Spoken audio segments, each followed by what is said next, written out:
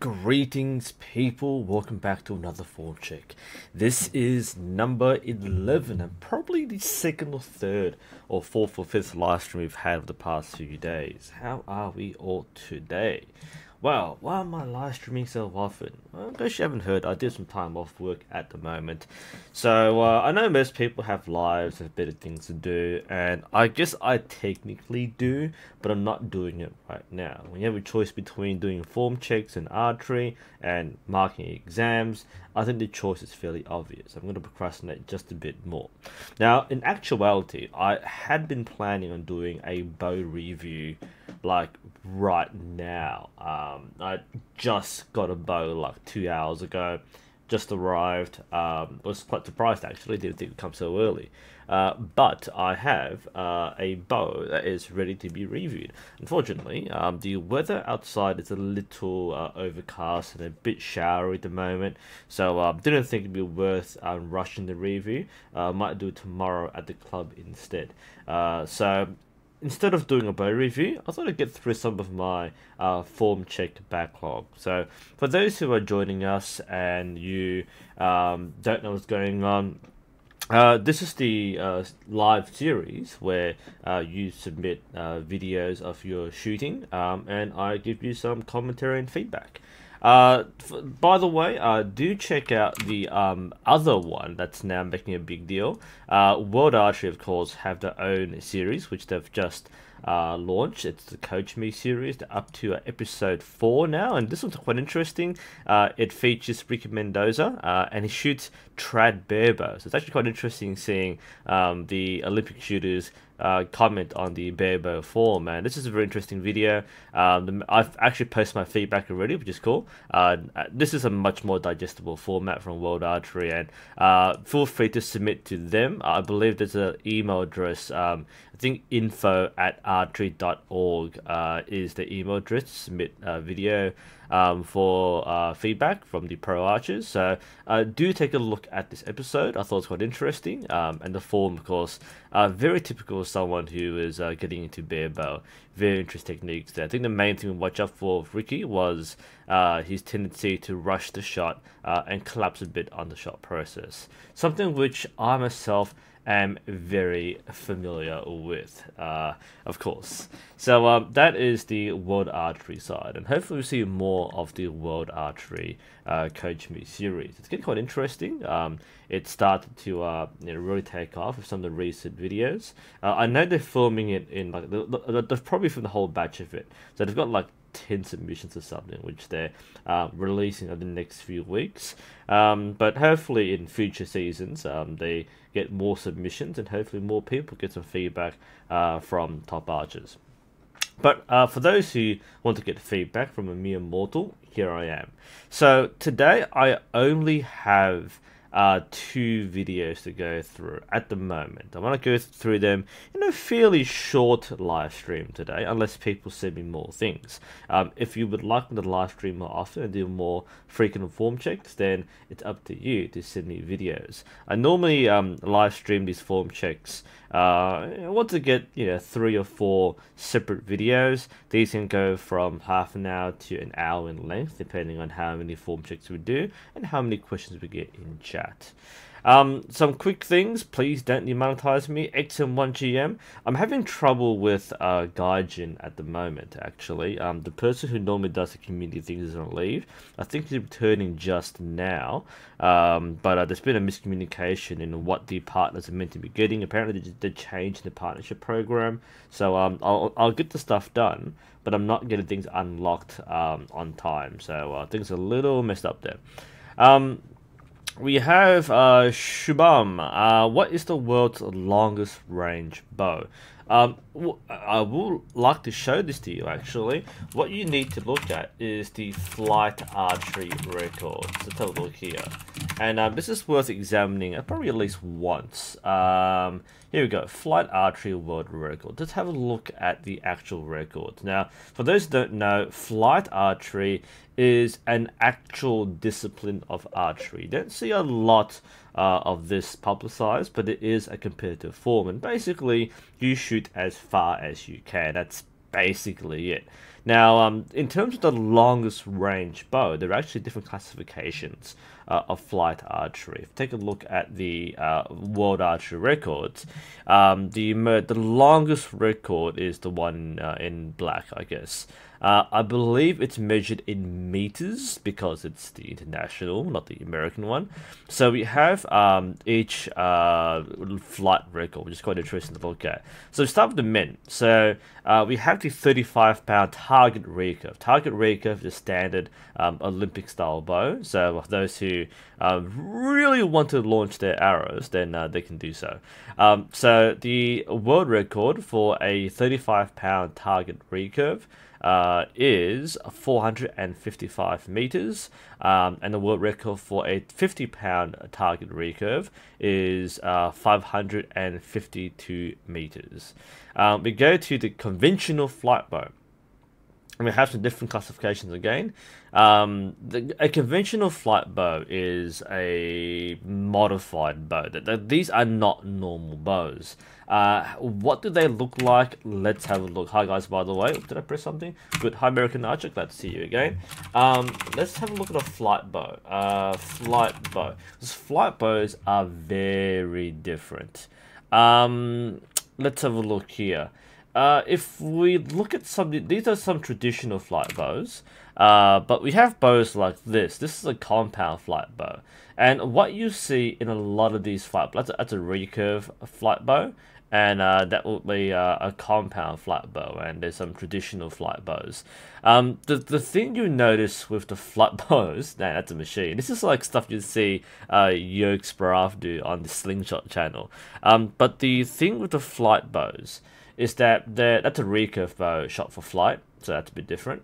But the thing with the flight bows, I'm trying to see a few of these, is that they're very short. Okay, that's what I mean by conventional flight bows.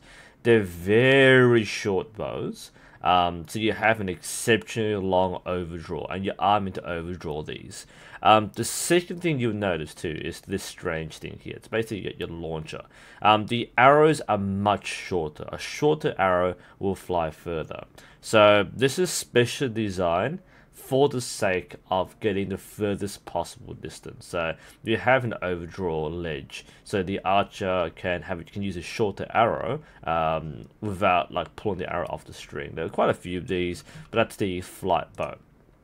So the conventional flight bow record is again the different draw weights. The unlimited, which is the there's no weight cap. I mean, the 72-pound one, or 33 kilogram, is about 975 meters, but the unlimited record is 1,222 meters. That is an arrow shot 1.2 kilometers away. All right, this is flight archery. You think, in medieval warfare, arrows were probably shot at around, say, 100 meters to 200 meters. This is 1 kilometer away. That's actually pretty impressive. Now, the actual effect of an arrow being, hitting you at this distance is probably, negligible. It would hurt, but these arrows were designed for warfare. They're designed for long-distance shooting. I mean, this is comparative to, a tank shell, I guess. That's a pretty impressive flight record distance.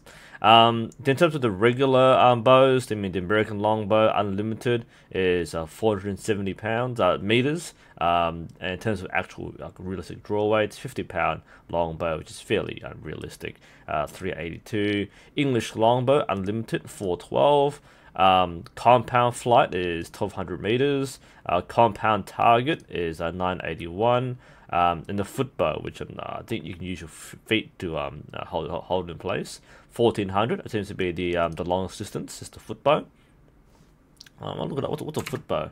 I know what it is, but let's have a quick look as what the record actually is. Foot bow.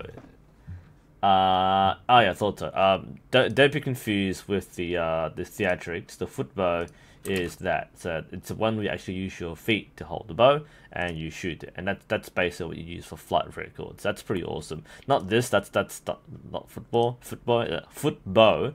Well, that's the foot bow sort of thing. So interesting, and that's probably the longest range conventional bow, if you can call it that. And the women's records are less than men's typically, because women normally draw lighter draw weights. But that's the answer to that question. Very nice question, by the way. Not the point of the stream, but there you go. That is the answer for your question. Probably the longest range bow would be a foot bow. Okay, did I freeze my thing by accident? What happened here? I am live, right? Yes. Let's restart the camera because I seem to have frozen. Bing and bing. There you go, I'm back. Okay, right, so that was the long distance thing. Alright, we should be good now. Alright. Yep, hi everyone. Okay, so let's go to our form check. So for those who's joining me, we have only two form check videos. One is, we've got two angles from one person, and we have one video from another. So if you want to be featured in this form check video, do take the time to send me something. I've put the email in the description. That's nu.sensei.archery @gmail.com. And we'll be quite happy to have a look at your form. This is we have plenty of time this time around. We're not going to rush anything. It's only 2 people so far. But let's have a look at our first one. So the first one comes from Johannes.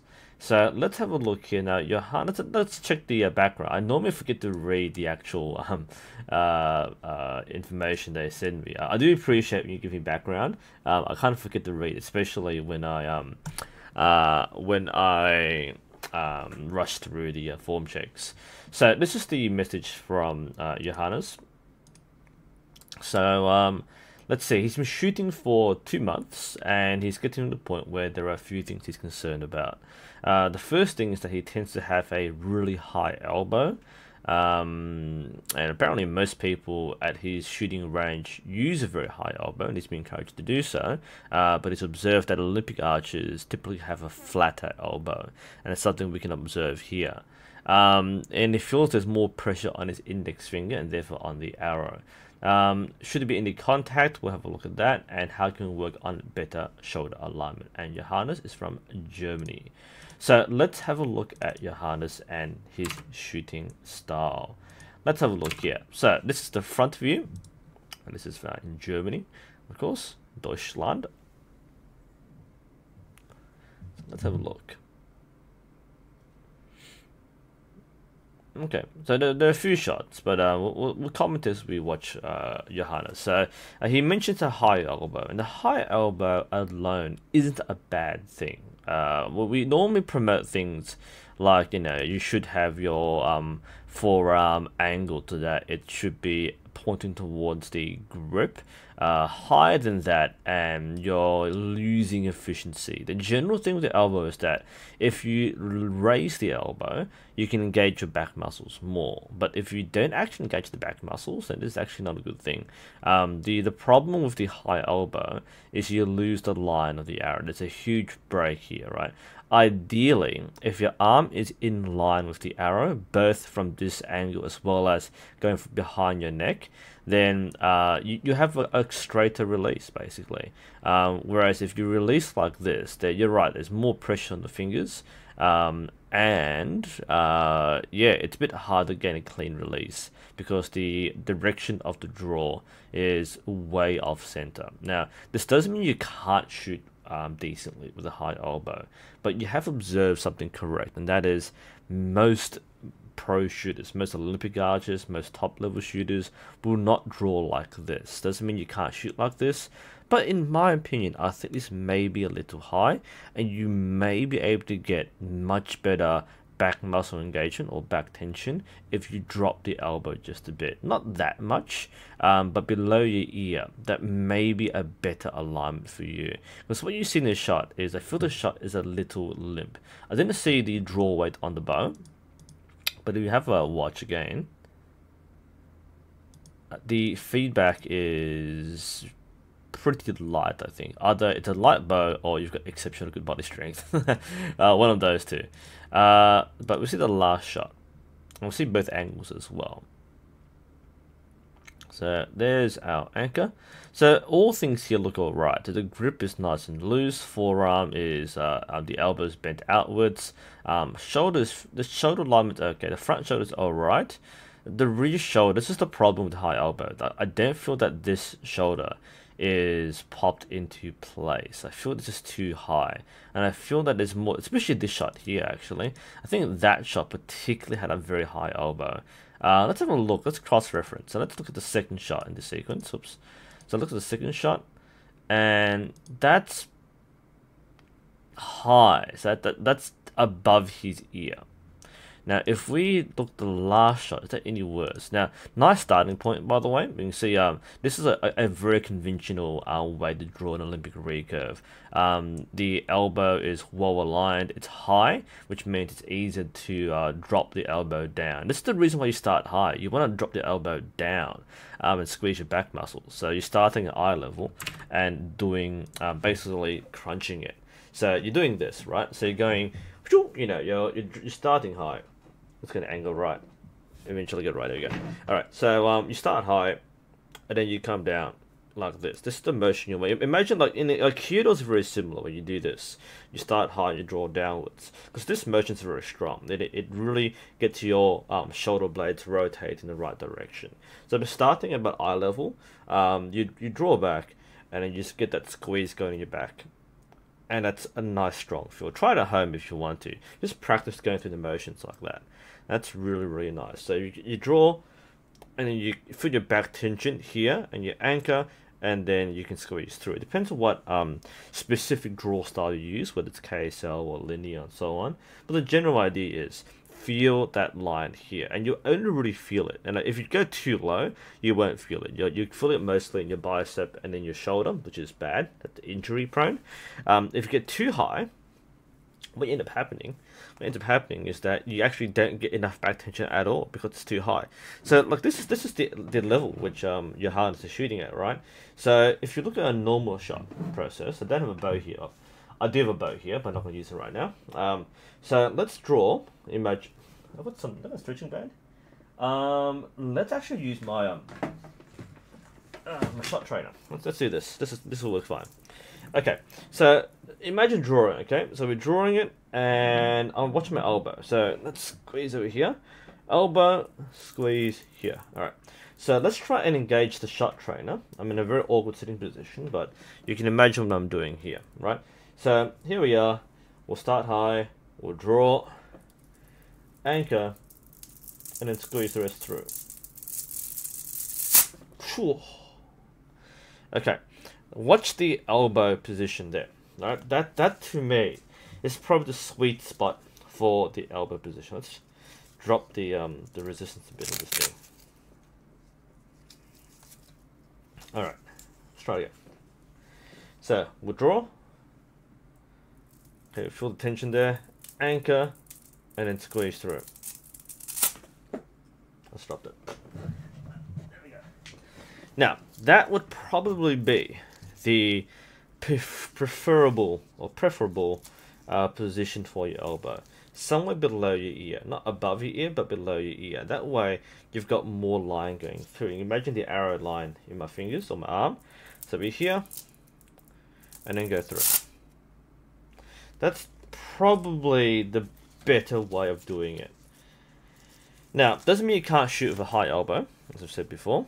But if you go with a high elbow, it'd be much harder to do so, right? Imagine I've got the elbow high like your harness does.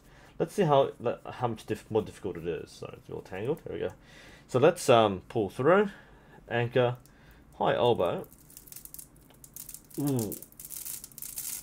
Oh yeah, that's not the easiest thing. Ouch. Not the easiest way to do things. So I feel that if you go too high, you lose back tension because it's very hard to engage your back muscle and to get your scapula and your shoulder blade in the right place if it's this high. You can't get your back in from this position. So I feel that that's something you may need to address. If you're using a light bow, it won't be as problematic. But if you're using, like, if you start using a heavier bow, this is going to be impossible to shoot from. That's a reason why a lot of top shooters don't do this. It's because they're shooting heavier bows. So if you have a shoulder, an elbow that high, that's tough. And again, like I said before, the line with the arrow is not clean. It's broken. You have a ouch! Just cut yourself there. You have a broken line between the forearm and the elbow. The arrow. Sorry. So yeah, I would recommend dropping that. So if you see the shot again, that I think is going to be a problem. I do know, by the way, you see from the other angle, I don't think he's using the clicker. So he has a clicker, but he's not actually using it. Let's go back. He's not actually using it. So watch a second shot again. I wish this was more vertical, so horizontal rather than vertical, but I'm optimistic here. So, good starting position, stance is okay, hips are nice, good body alignment. So that's not, I mean, it's not bad, like I said, but it's probably something he might want to drop the elbow. Because I feel that he's struggling to squeeze through. He's not using a clicker, but once he starts using it, I've got a feeling he'll struggle because of the high elbow. And this is what I mean by the lack of back tension. I feel that the release is a little loose and floppy for a back tension. If you activate back tension, and you basically imagine you're pulling through with your elbow. The elbow finishes the shot, not the hands.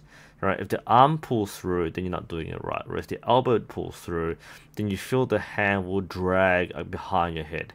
Whereas what we see Johannes do is when he engages, or when he tries to pull through, that's not bad. I mean, if we watch it again, that's not bad. But that's a weak follow through there. You see, that's not a natural motion. Follow through isn't something you try to do, but it's a reflection of what you do. And if the follow through doesn't come cleanly through, that means this is more of an arm motion, typically speaking, rather than full back tension. We'll watch the second angle, which is the back view. And we'll see how it looks from here. And this will be a bit more distinct. So again, nice starting position. This is a really good position. It's easily repeatable. He's doing it very nicely. Hands are nice, good positioning. This is looking really good. This is textbook starting position. He draws looking really good here. And this is what I mean. I feel that there's minimal back tension. Now there is some. I'm not saying there's none. But there's not much squeeze happening in the back. And that's the first shot. Now let's watch it again. Because what you'll see a lot, right, this is especially with good back tension, is the shoulder blade, which you can't see in the black t-shirt, but just imagine this shoulder blade kind of popping out outwards a bit more and dropping down a bit more, and therefore you see a more distinct crease between the muscles or shoulder blades here. And I'm feeling that with the elbow this high, he can't get the shoulder to come out. If he drops this, and this is quite a big drop. You don't have to be in line with the arrow, by the way, but dropping it like a few inches down, or a few centimeters down, then it should be easier to get this to come around a bit more. And that's the problem with shoulder alignment. I think the rear shoulder is too high compared to the front shoulder, and then part of the reason is the elbow. I'm nitpicking on the elbow a lot. That's the whole focus of the video, by the way, was the elbow. And I do feel, from observing, that the elbow is a bit too high. It's not usual for a target archer to shoot with a prominently high elbow. It's normally something we train out of. We normally start people like this because people tend to just go low too much. They go too low. So going too high is better than going too low. I still think it's too high. And like that is, like we said, the forearm should be pointing towards the grip. Now that's a pretty good alignment for an elbow. We see the line through here, it points towards the bottom of the riser. We've seen people like this in other live form checks. So this tends to be something which should be addressed, I think, because that's a bit too high conventionally. And the consequence is the back tension is not as efficient. The engagement is less. Not bad, but less than optimal. We'll do one more shot.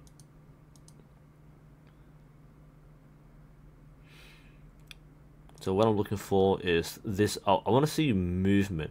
This should come through this way. Now, I mean, there should be some squeeze in the front going back, but the drawing arm should, or the shoulder blade should rotate outwards. It should come up, then down, and then squeeze. So we have this kind of like L shape, reversed, or J shape with the move.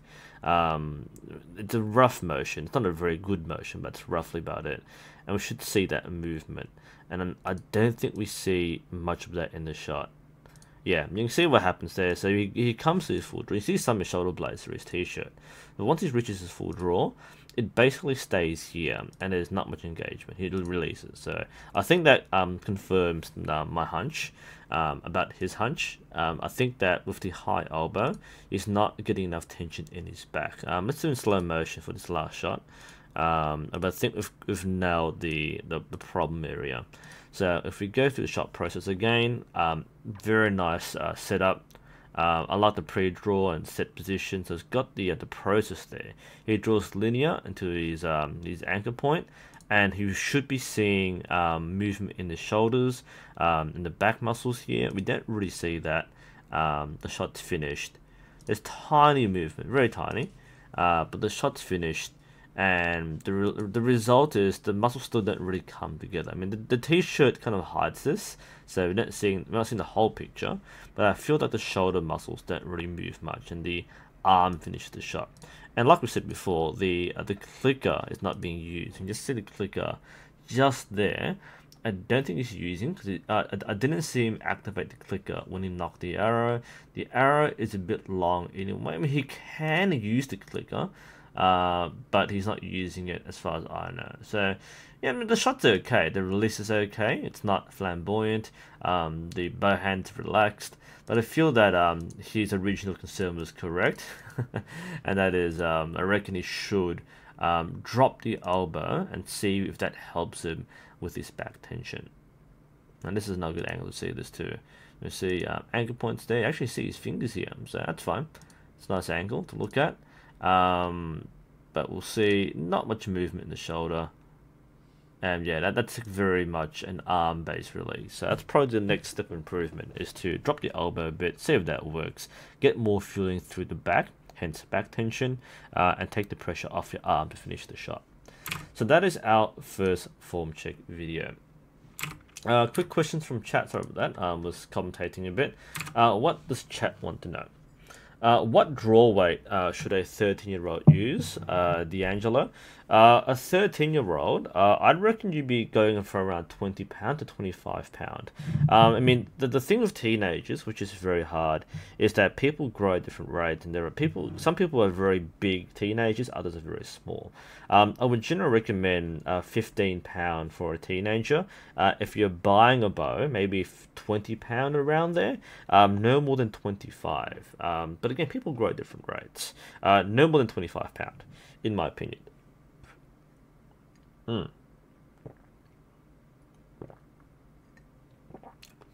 Interesting. I'm drinking tea, by the way. This is Twining's Australian afternoon tea, made from Australian, bush herbs, I guess. Flavorful. All right. So what you're saying is we should be butt naked when we send these in. Not necessarily butt naked, but some people do send in shirtless videos, and that way we can see the back muscles really work. So either if a shirtless video, if you're a guy, I mean, we have censorship standards, unfortunately, or like a tank top, or a way we can actually see back muscles, something skin tight perhaps, skins, or a compression wear, or even a tight fitting t-shirt. To find that the more we see the back muscles work, the better it is. For example, if I did a form check, and I'm wearing like this, I've got like 4 layers on, you won't really see a lot of back muscle movement. I mean, if I want to demonstrate, I have to like strip off half my clothing, turn around and show you, which I'm not going to do on live stream, because people watch this, parents watch this. Let's not do that. But yeah, it's easy to keep track of how much tension you're using in your back if we see your back. So you don't have to be butt naked, God no.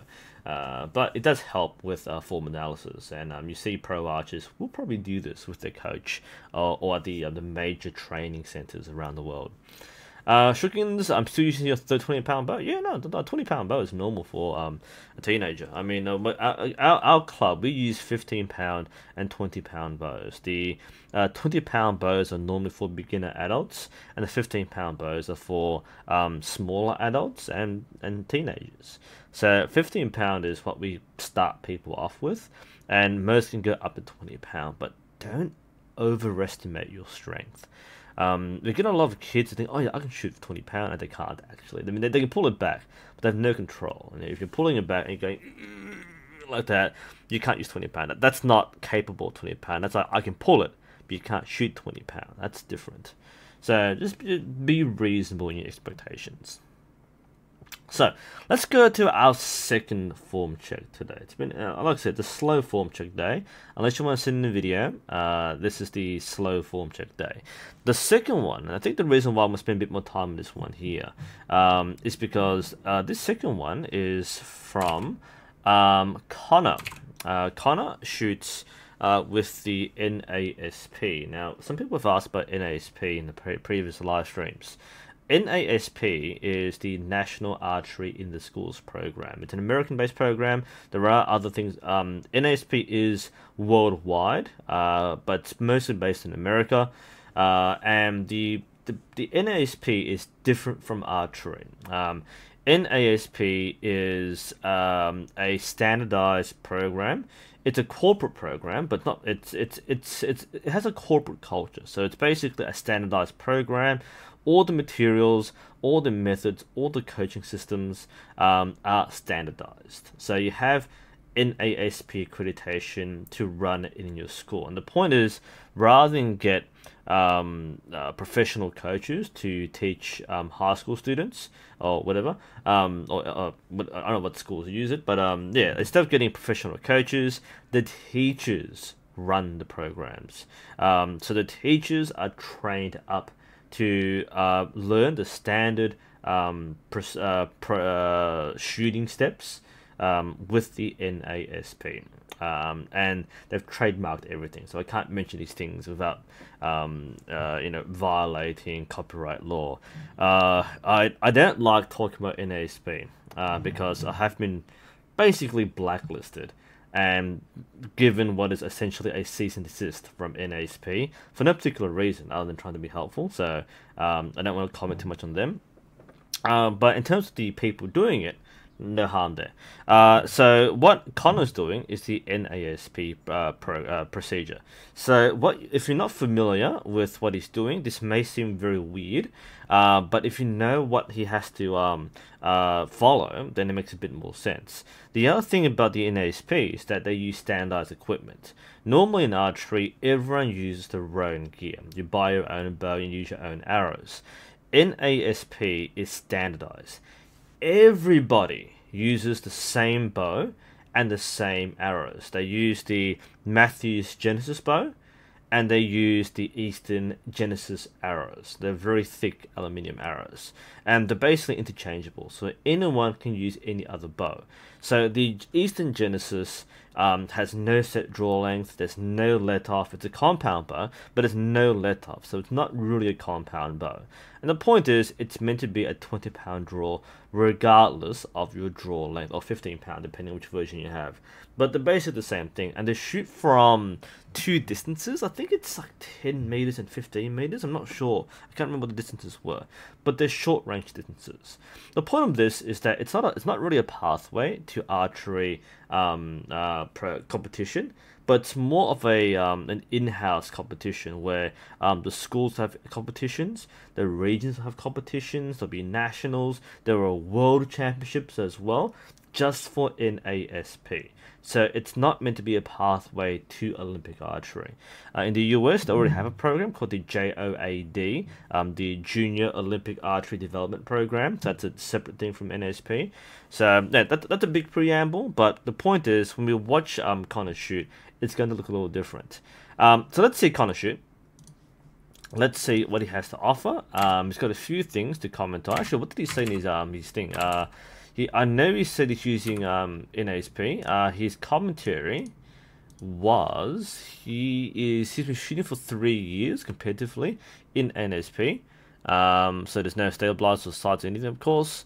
And he wants, he's improved his scores, which is good from watching my stuff. And he wants some feedback on his technique. So just general feedback. Okay. So let's have a quick look. We'll do a quick refresh of the email list. I think nobody sent anything in. Okay, let's watch Connor at work. Best recurve bow in the market. There is no best recurve bow in the market. Okay, let's watch Connor shoot. Again, NASP has slightly different style and procedures.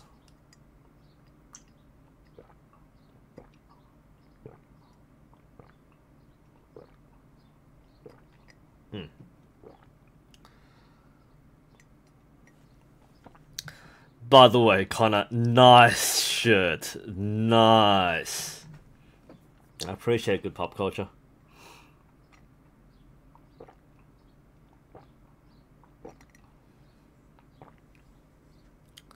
And there's 3 shots here, right? Oh, there's more. Okay. The whole end. They normally shoot 3 hours in the end, I believe, in the NASP.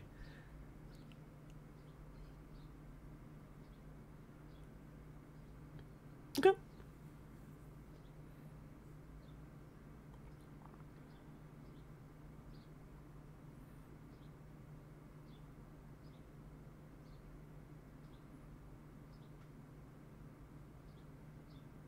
Yeah, and I have a pretty good picture there. Okay, so before we do any analysis, there are a couple of things. Firstly, take this with an asterisk or a footnote, right? Yes, Ethan, that's the first thing I was gonna say. This reminds me a lot of the Lemon Genesis guy. They do not beat this guy video. Same color bow, the Lemon Genesis, and funny enough, the same technique. This is the fish hook, and this leads to the second thing, which I want to observe.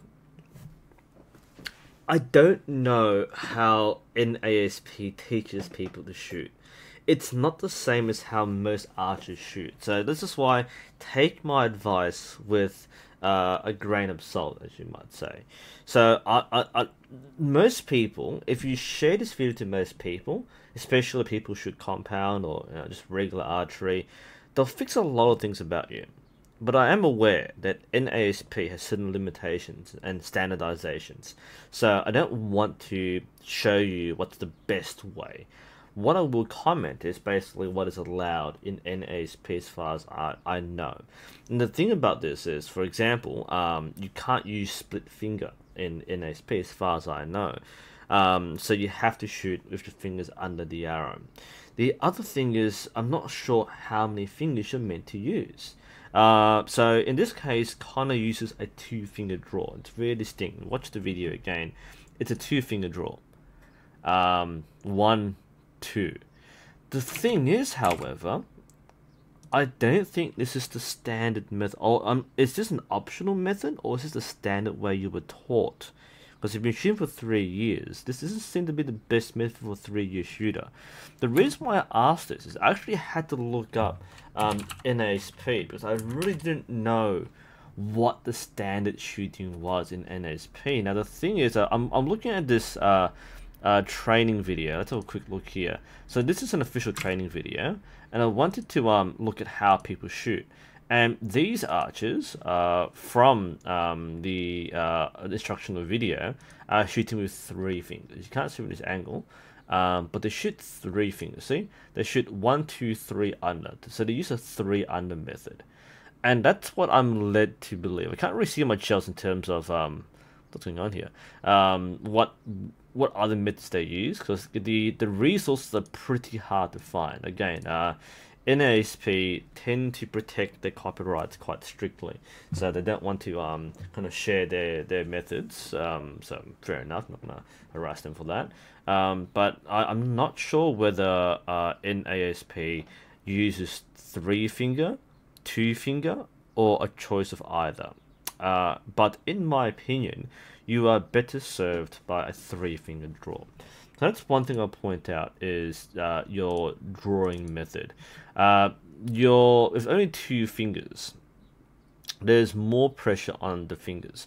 Now, this doesn't mean it's wrong, Okay, there are some traditional styles, including Native American, which use a two-finger draw, and they work fine too. That's what I'm saying. Don't just change because I say so. But conventional archery, you normally use 3. Now, I do understand, by the way, that Connor is a fairly tall. I won't say he's tall, but for a teenager, he's relatively tall. And that means that the short Matthew's Genesis is going to be hard to use 3 fingers because the third finger sit very awkwardly on the string on the bottom. So the angle of the string is going to make it hard to use 3 fingers. That may be why he uses 2. So this is, again, such an important part in coaching. I think even we only have like 2 videos to look at. Hi, Kate, by the way. If you have a video, Kate, send something in. Like, I'm really short on videos today. But the reason why this is a good demonstration is, as a coach, you have to be aware of why people do things, not just say change. That's so crucial as a coach. Don't judge someone. Don't say do this because you should do this. Understand why they do something and explore options. Don't force people to change because you think they should. So I'll take questions a bit later, Fluff, but if you look at Connor again, this is the NASP standards equipment. He can't shoot split finger in NASP. I would normally say use 3 fingers, which makes more sense, but he's using a short compound, the Matthew's Genesis. So 3 fingers might actually be very hard to do. So I might understand why he's using a 2-finger draw. I spent a bit of time on this. This is not conventional, but it may be necessary for the style of competition that he is shooting. That by itself is not a bad thing, as long as he shoots consistently, and he has been for 3 years. So he's doing okay here. Everything else was pretty good. The grip is fine, shoulder is fine here. It's a nice line, and he has a nice elbow alignment. So his elbow is not too high, it's not too low. It's got a good line with the arrow. So this part is actually pretty good. He should be okay with the shot for this part here. So the basis for his form is quite good, and what we're looking at is more like his drawing technique. And by the way, in NASP, there's no release aid, there's no finger tab or arm guard. I find it something bizarre because the lack of finger protection is a little strange to me.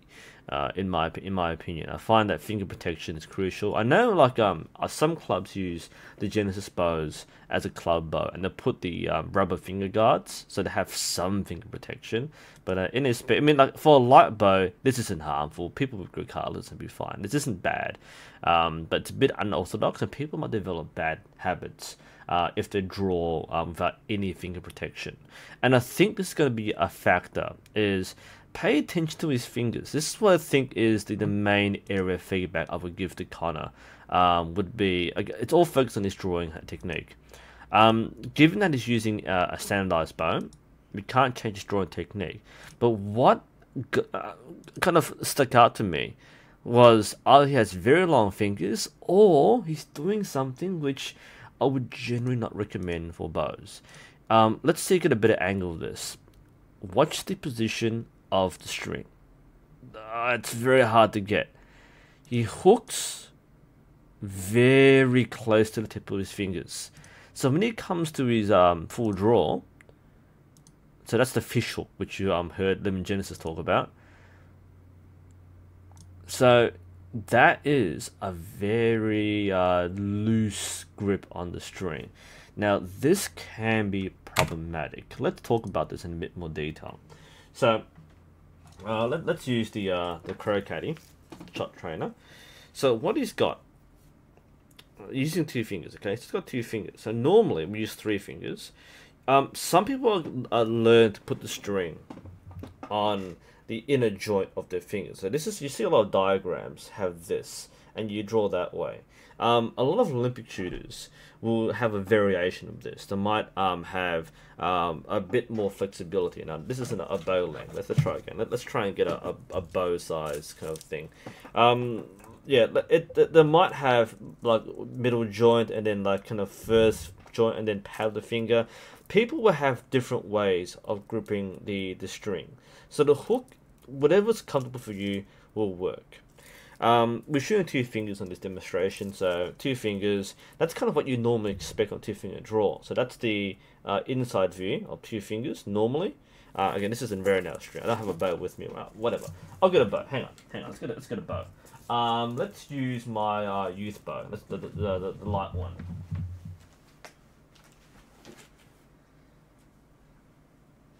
And this one actually does have rubber guards, so I can do this safely. So I do have a 40-pound flat bow here, which I don't want to do. But let's use the fiberglass bow, which I stole from school. This is more just the standard school bow. Oh, this is like 25 pounds. It's quite hefty. My school bought like 30-pound fiberglass bows for the kids. That's crazy. So only like 3 people can pull them back. Really bad idea. Anyway, so this is the what I'm talking about. So let's say he's using a 2-finger draw on a. This is longer than the Mathis Genesis. Let's just go with it. So this is the back view. Let's try to angle the camera around so you can see this properly. So back view. That's what it looks like. See the fingers there? That's the back view. If we take a look at Connor, that's his back of his hand. So it would seem to me that he is using the fingertips to hold the string. Oops, sorry. That's what it looks like from my angle. It looks like that it's got fingertips on the string. So if we were to replicate this, whoop, let's try again. And we'll switch to camera view. So it would seem, because that's what it looks like for me. If I'm using a proper draw with 2 fingers. I'm drawing it like that. Fish hook. Right? That's what it looks like to me. A bit more compact. 3 fingers is better, by the way. So with 3 fingers, you're in like that, but we're shooting different style here. So 2 fingers, you're in. But to get the same hand position, I'd have to be very close like that. That's more like it, isn't it? Alright? So if you look at this, I think that's what he's doing. Let me see a side view. I think it's got a fingertip grip. I don't like doing it. It's a dangerous grip. That's why I don't like using it. But it seems using more fingertips to draw. That, I think, is the only way I can get the finger position to be the same. So the reason why I think this is problematic is because it's actually harder to get a clean release if you use your fingertips on the string. This may seem a bit counterintuitive because you might think, well, if I have a deeper hook, I'm going to pluck the string, right? Therefore, if I use the fingertips with less contact, it's going to be a cleaner release. And the answer is actually no. It doesn't actually work that way. The reason the fingertips don't work as well, because one, it's not going to work well on a heavier bow. It might be okay for a 20-pound Genesis when the bow is very light and easy to draw. But if you use a real bow, then you can't draw with your fingertips. You have less control, and you're more likely to release the string unintentionally using a fingertip draw. The second reason is the string actually comes off less cleanly. You don't pluck the string with a fingertip draw. I will eventually do a video about this separately, but let's try to get an angle here. I can actually show this to you. You don't pluck the string, but what ends up happening is, because your fingers are kind of already relaxed,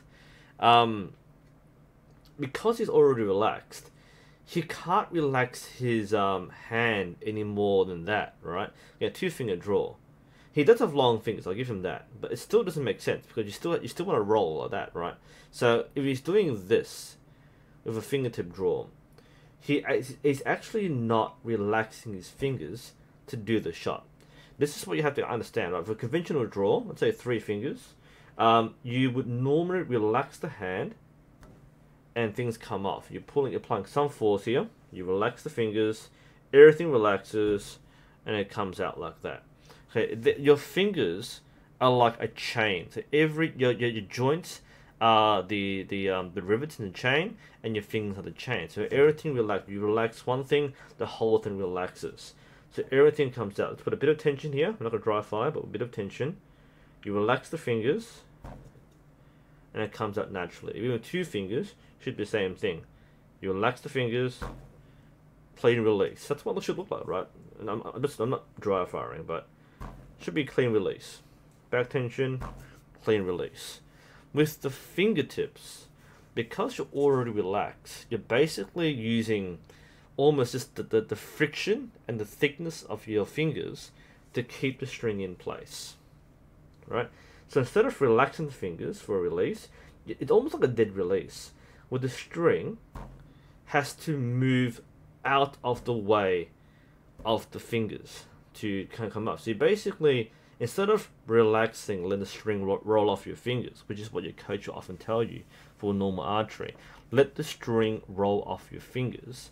What you're doing is you're making the string work around the fingers.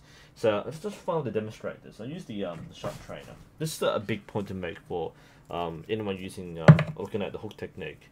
So the thing with the straight finger draw, or the fingertip draw, yeah. Okay, by having a deeper hook and letting the fingers relax, okay, it allows the string. Let's put pressure on it now. Okay, everything should come off in a smooth motion, a straight, clean motion. It seems counterintuitive, but the ability to relax the fingers means that you should be able to get this done correctly. With the fingertips only, what ends up happening is that the hand's already at full extension. You can't relax this anymore. So what the shooter tends to do is to basically move the fingers out of the way. You're not relaxing the fingers straight, you're moving the fingers away. And what happens is the string, it's a little awkward, let's work this, right? The string has to work around the fingers. I think I got it right there. Okay, so the string comes up and away rather than going straight out with a relaxed grip. If a fingertip grip, the fingers stay static and the string has to come around the bump of the fingers to get out. And I think the problem we see there is basically you have a side-to-side variation with your release. It's been a long ramble on the finger draw, but we'll watch Connor. I think this is what he needs to watch out for, is when we see his technique, it's got long fingers, but that doesn't seem... I mean, fingers are proportional. Long fingers doesn't mean that he has the joints in different places. I've got a feeling that his fingertips, you can see the joint there. So he has hooked the string. And we'll watch this in slower speed. I think we'll get this right. 1/4 speed. So first we'll see him knock the arrow. So we'll see his finger position. Come on. That is actually in front of the first joint. That is not the first joint. That means he is using a fingertip draw, at least from what I understand here. Yep, see? That is past the point where most of us would normally grip the string. And again, knowing that he has a very short bow, this is more challenging to do so. But most of us would probably grip there. The first joint's there, so it'll be past the first joint, but he's actually in front of it. So when he gets to his full draw, his fingers are nearly fully extended. There, see? You can just see his fingertip there. So it has a grip on the bow. It's not a dangerous draw where he might accidentally let go. But you can see his fingers are fully extended. Apart from the edge of the fingertip, which is just enough to keep the string from relaxing or being from loosing. He's at full extension. When he releases,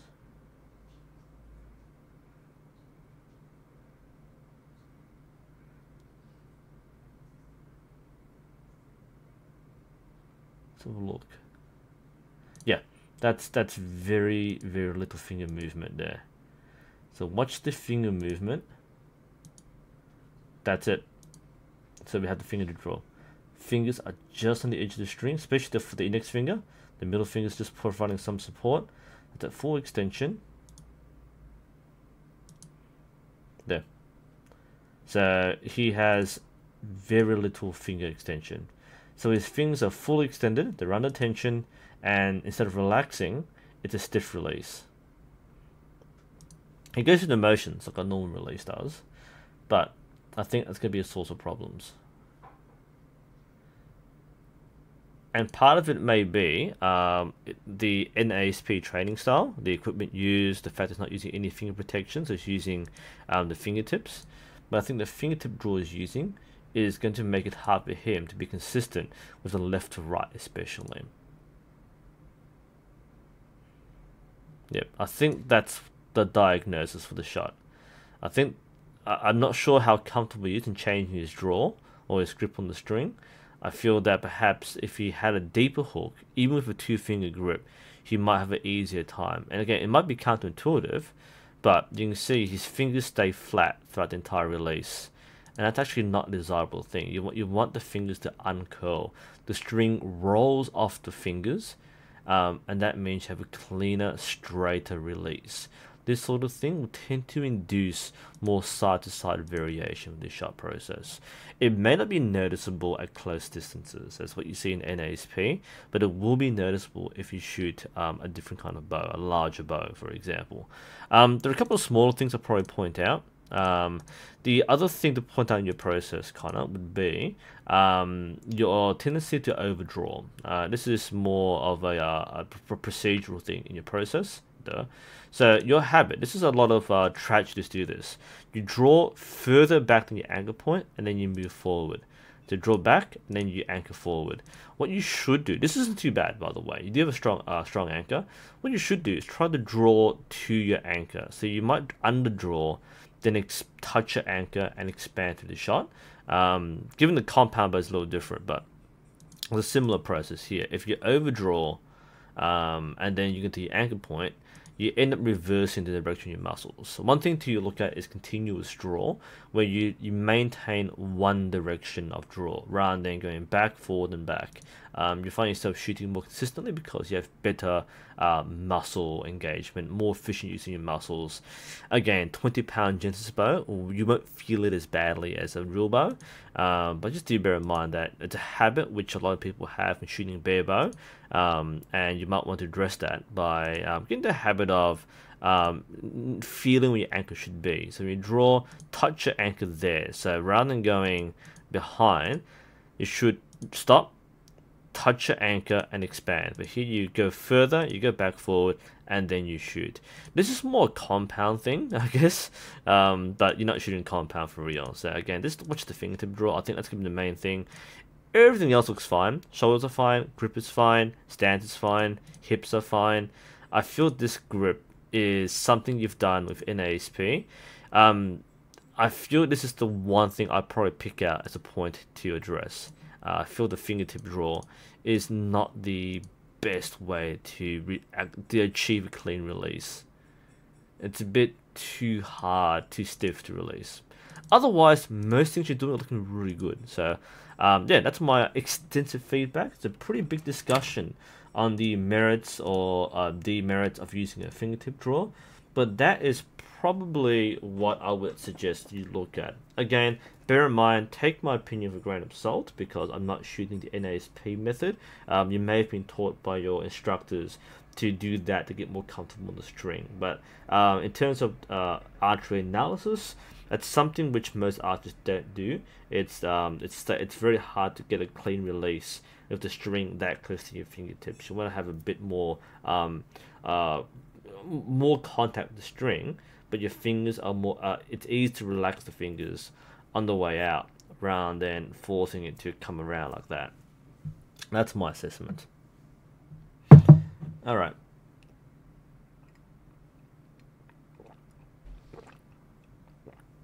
The thing to note, Shuckins, is that when you, even with longer fingers, right, the reason why people tend to start with a deeper grip on the string is when you reach full draw, your fingers tend to relax a bit anyway. So you don't maintain the deep all the way through. That's why the diagrams can be sometimes misleading or not applicable to all archers or situations. So if we take a look at this bow, again, you might start deep, but by the time you reach a full draw, your fingers might curl out slightly. That's normal. A lot of archers do this. And Keesiklee talks about this in his book, Untitled Archery. You start with a fairly deep hook, but you can maintain that, but a lot of people slightly relax on the way out. So we go through the slight relaxation. It's very subtle. You probably won't see this 30 frames per second, but you can see the idea. It's a lot of people will naturally loosen up their fingers at full draw. So that's fairly normal. But to keep to start at the fingertip, you can't relax any further. So it's a bit stiff for the draw, and in my opinion, from what I've read, it's harder to get a clean release. With that in mind, there's a question before from was it Fluff? What should your thumb be doing while drawing your bow? I imagine talk about this stuff. You're drawing thumb, right? Good question. What should your thumb be doing? Your thumb normally is positioned like this. For most people, okay, most people will have the thumb in a V shape or U shape, whatever. And the point is, you use the thumb as a contact point with your face. Your anchor point is often your index finger, we're shooting a bare bow, but the thumb provides a very important contact point, depending on what style you shoot.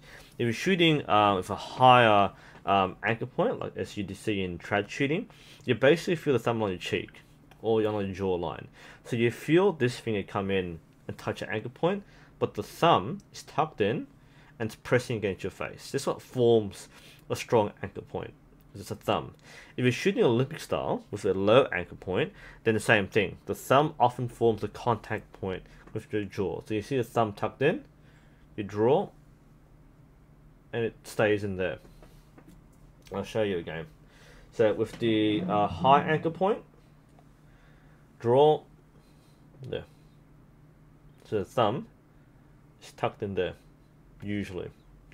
And with the Olympic style anchor, again, thumb is here, it's tucked in, draw, tucked into the jaw. So it's over here, it's my thumb, you see that? Tucked in.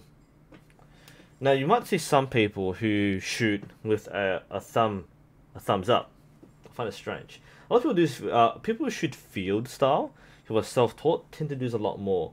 They tend to do this. And that's actually fine, by the way. They might draw a thumbs up because it forms a facial reference point. That's fine. You might be nitpicking and say, oh, there might be more tension in the hand. Actually, doesn't matter too much. Also want to point out too, by the way, that the thumb is also used as an anchor point in the old East European style. So certain Ukrainian archers or Russian archers will actually anchor like this. And I think Michele Frangilli is a similar thing too. So you might see some archers actually anchor the draw and then put the thumb behind the neck. And they'll shoot like this. It's actually a very interesting thing. Check out Victor Rubin. He is one of the current archers that does this. Or I'm not sure if he's still competing, but he's still around. But they'll use the thumb and wrap it around the back of the neck. It's very fascinating to watch an older style. So you see the draw, they'll draw, and then they'll do that. And the principle behind this is this style of teaching, this style of anchor, the teaching is focused on a consistent anchor point more than anything else. So by pinning the thumb around the neck, you aren't pulled forward by the bow. So you have consistency in anchor. It tends not to be done anymore. People tend to prioritize expansion and clicker usage rather than the behind the neck anchor. But that's another way you can use thumb. So there's no one correct way. The conventional method is tuck it in, and then bang. Some people shoot like this, thumbs up. I find it hard to do so, but some people do that. They might press it behind the ear or on their cheek. And an older modern style is to wrap the thumb around the neck. So there are multiple ways to use the thumb. But the majority of current archers shooting Olympic style will tuck it in and keep it pressed against the jawline. Whew, good question, by the way. Very nice. Buff, there's a question above. There's a back tension question, sorry. Was that from Buff? No, it's eye dominance. Somebody had a back tension question. It was Nassim. Use of back tension. Okay. I have a whole video on this, by the way, but I'll give you the very quick thing. archery is not completed using your arms. Your arms are weak muscles, comparatively speaking, not very good at doing many things. So if you pull the string and you release with your arm, there's a lot of extra movement, which is on weaker muscles. So you find yourself struggling more to do a shot with just your arms. You need to use your back muscles. What you need to do is try to get the feeling through your shoulders. So there's a line through your shoulders, where you try and feel the weight of the bow through. You only get that by stretching out. So stretch, expand, and feel your shoulder blades coming together. That's the feeling of back tension. That's when you are at your strongest. When you're looking at archery form and technique, you are at the strongest point of your hold when you are engaging your back muscles.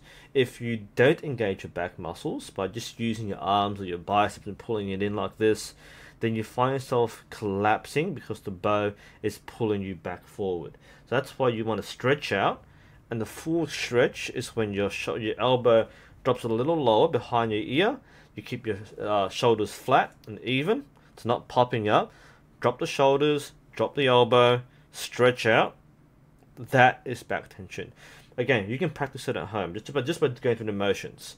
Stretch out and feel your shoulders level, pop into place, feel your shoulder blades come together. That is back tension. You do that so that you achieve maximum strength and stamina. And when you release, the peak of your expansion, you release and your shoulders snap together. That's back tension in a nutshell. Whew, alright. Buff, I think Kate already answered your question, by the way. Can a right-eye dominant archer use a left-handed bow? The answer is yes, of course you can. Just the thing to watch out for is that your dominant eye will take over.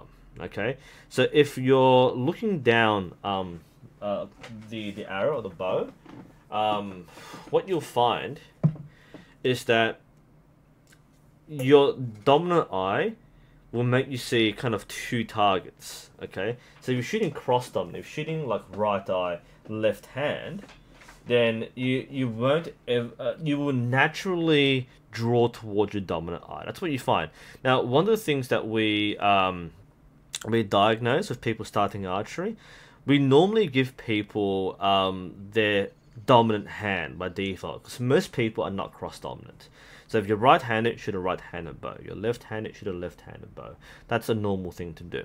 Now, the thing to watch out for is that a lot of people who are cross-dominant, the small percentage who are, they'll do this. They'll draw towards the opposite eye. So with the bow in hand, what you'll see people do often is, for the average archer, let's say target's that way, they'll draw, and because the arrow is on this side for the Western style archery, so this eye is closer to the arrow, and therefore if I draw, I'll keep the arrow in line with my dominant eye. But people who are cross dominant will tend to do this. They'll draw towards the opposite eye. If I'm left eye dominant, then I will naturally keep the arrow in line with my strong eye. And what ends up happening is, you draw, and you see them move the other draw to the wrong side of the face often. So instead of drawing on this side of the face with strong eye, they'll draw to the other side of the face. Or they might lean their head over and draw back that way, because their left eye is trying to take over. The left eye is going, oh, I'm keeping it straight, right? I'm keeping it straight. And they'll shoot out the corner of the left eye. And this is not compatible with the right hand draw, because you're changing your head position to get your eye alignment. So instead of having a clean face position, you have to go like that and draw that way, which puts you out of alignment. So people shooting with cross dominance would mean that you would either have to shoot left-handed. So if you're left eye dominant, you shoot left-handed to fix that problem, and therefore you draw on the correct side of your face. Or you shoot with your dominant hand and you eye patch the dominant eye, so that way you force yourself to shoot with the weak eye. Some people would change eye dominance with enough practice, but that's the basis of the cross-dominant problem. So you can shoot cross-dominant, but there are certain unique challenges in doing so.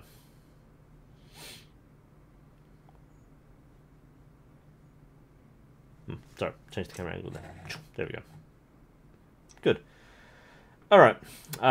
Thanks, Kate, by the way, for helping with the answer. I think that was the main thing to talk about there.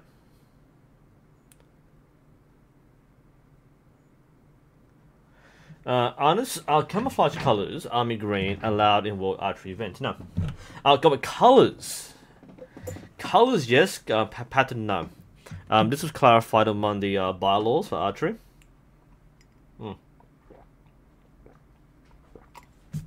I'm trying to find it.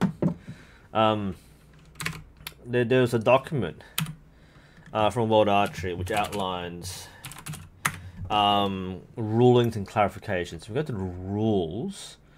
Where is it? About us? No. Sport? Governance? Where's the rules page? Rules. Here we go. Rules. And there should be. They changed the format. It's fine. Actually, this is even better. Oh wait, no. Well, okay. This is what I'm trying to find. I'll show you. I'm browsing. So they used to have like a pretty easy list on the right hand side. Now they separated it into more visual, which is completely fine, by the way. It's actually perfect. So they have all different categories. This actually makes more sense to me. Because one of my fellow archers was trying to check the rules and we couldn't find something. This makes more sense now. Where's the rest of it? It's chapter 4. Oh, it's more chapters. Okay, gotcha. But there used to be a page where there was I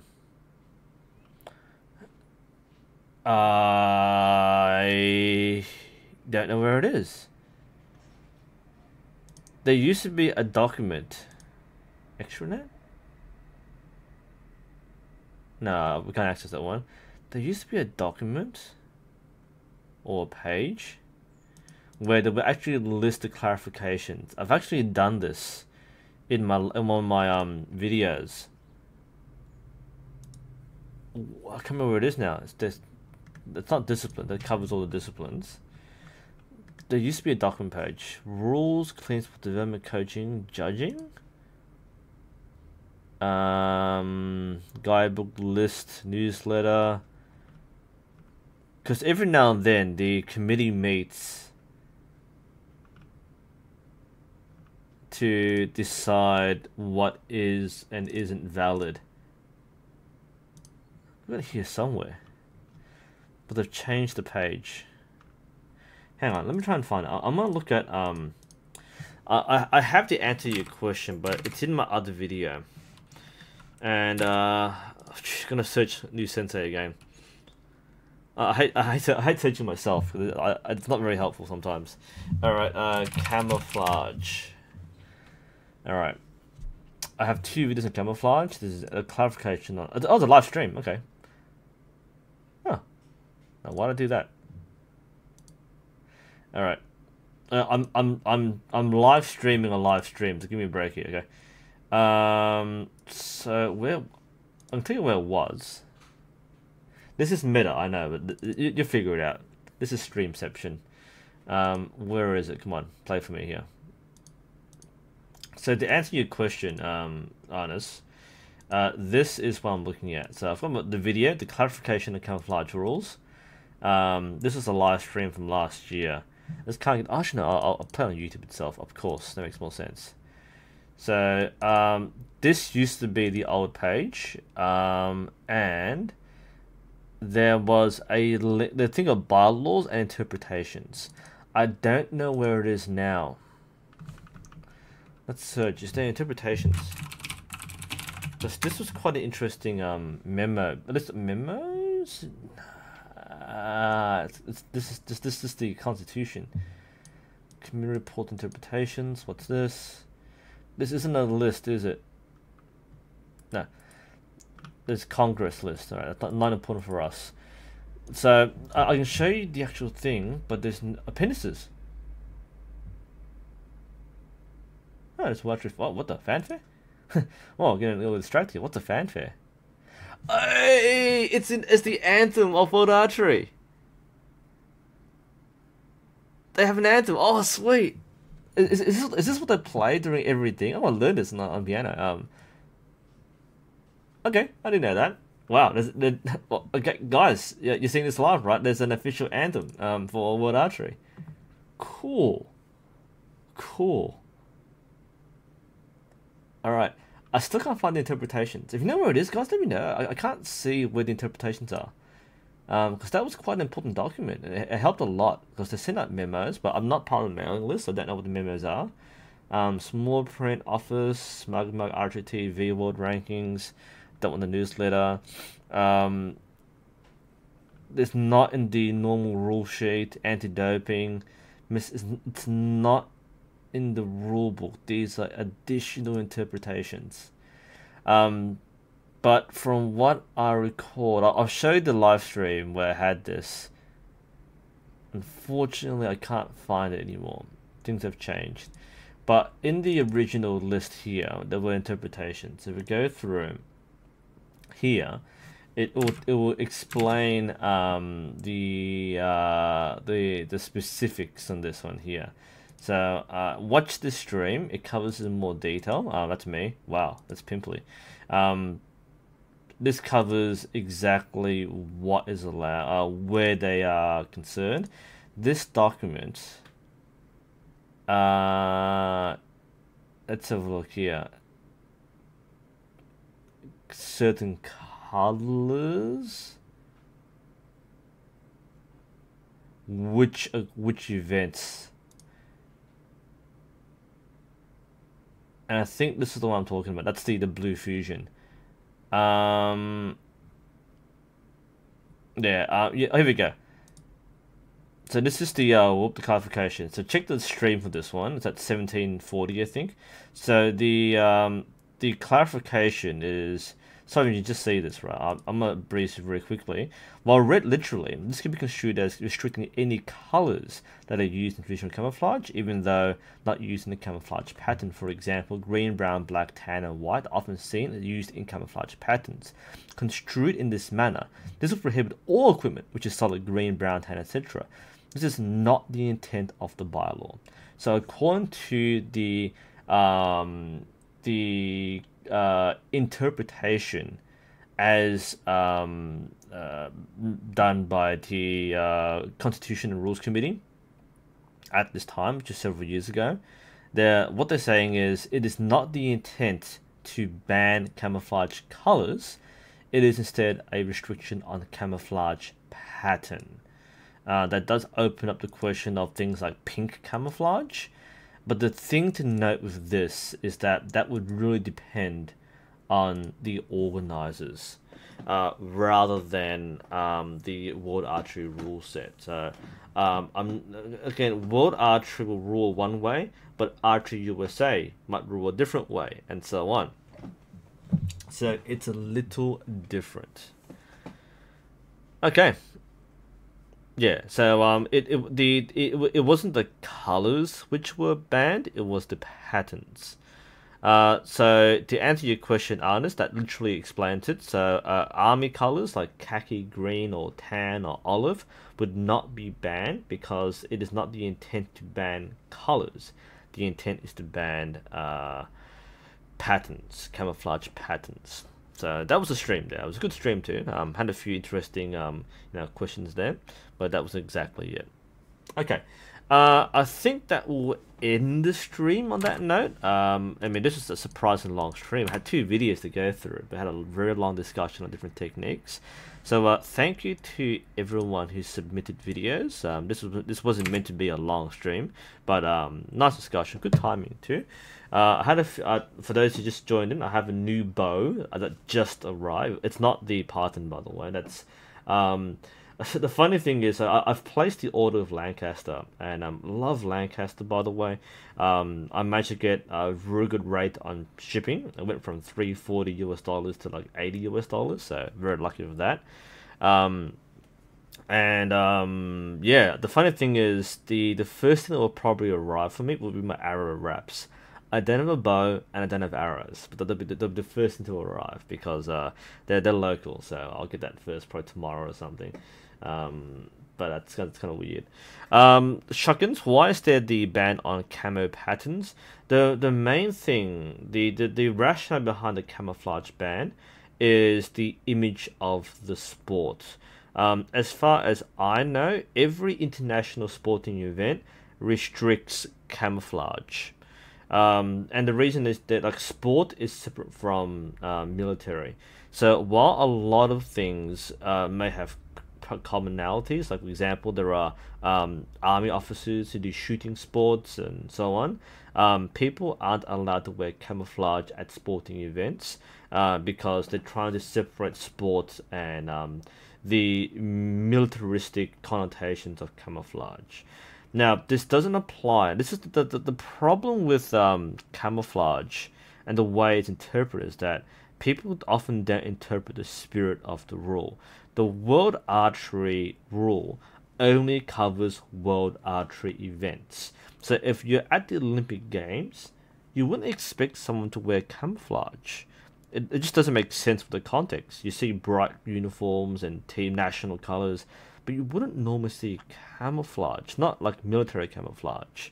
So that's probably the spirit of the law. Is at international events like the Olympic Games, you wouldn't want people wearing like army fatigues, right? It just doesn't look right. And for people who are celebrating sport as a civilized event, then you wouldn't want to bring in the connotation of wearing military uniform. That's completely separate. The unfortunate thing is some organizations and clubs will still enforce a camouflage rule, even though there's no need to do so. It's mostly only at official events. So, for example, Australia is very unique because Australia specifically and explicitly allows camouflage bows. Because bows are expensive and camouflage bows can often be built for cheaper prices. They don't want to stop people from getting camouflage bows as starting bows. So they actually do allow camouflage bows at Australian events. However, for World Archery events, their rules take precedence. So depending on who organizes the events, you have to follow their rules. So if your club is running the event and they don't allow camouflage, you can't use camouflage. If they do, that's fine. Whereas if World Archery doesn't organizes it, then you can't use camouflage. But we've answered the question already for shotguns. Yeah, it's mostly an image thing. And for people who get really offended by not being allowed to wear camouflage or denim jeans, that's also banned on like archery tournaments, the rules don't apply to you. Just understand that, right, guys? It's the rules for things like camouflage. If you like wearing camouflage, that's fine. If you want to wear jeans, that's fine. But you can't compete at the Olympic Games wearing jeans. So that's the thing. It's not applicable to most people doing archery. So don't think it's so snobbish and all that. By the way, archery was snobbish. It used to be a gentleman's sport and a lady's sport. It's more common with tennis and golf than it does with hunting. Okay, so the sporting form of archery is different to the hunting form of archery, and there are different organizations for that too. Anyway, that was a long explanation, but that should come to question too. Anyway, thank you for joining me, guys. I'm sure you enjoyed my voice in some way. I don't really find my own voice very soothing, but some of you do. Anyway, thank you all for watching again. This has been a very interesting stream. What's wrong with jeans? Nothing wrong with jeans, but jeans are seen as casual wear, and it's not really appropriate for sporting arena. Anyway, yes, I will hopefully enjoy my new bow when it comes. I spent a lot more than I thought, but I saved a lot more than I thought. Anyway, I will be doing more of the new bow build videos as the parts come in. I will summarize that by the shopping video, and I'll put together a cleaner edited video. I'm thinking of calling it Project Python, which makes sense. And the whole point is to turn this new bow into a champion winning machine. Anyway, thank you for joining me, guys. Hope you have a good day wherever you are. This is NUSensei, and I will see you all next time.